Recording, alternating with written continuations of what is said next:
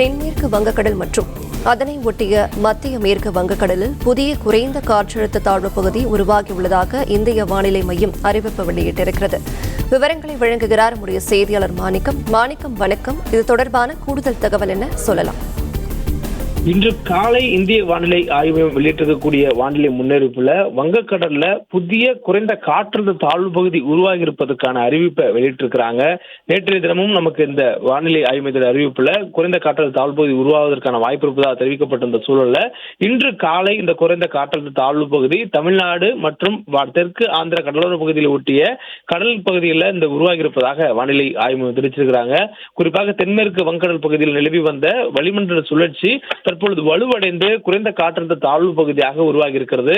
இது தென்மேற்கு வங்கக்கடல் அதனை ஒட்டியிருக்கக்கூடிய மத்திய மேற்கு வங்கக்கடல் பகுதிகளில் வடக்கு தமிழ்நாடு கடலோர பகுதிகளிலும் ஆந்திர கடலோர பகுதிகள் அருகே இது குறைந்த காற்றழுத்த தாழ்வு பகுதியாக உருவாகி இருக்கிறது.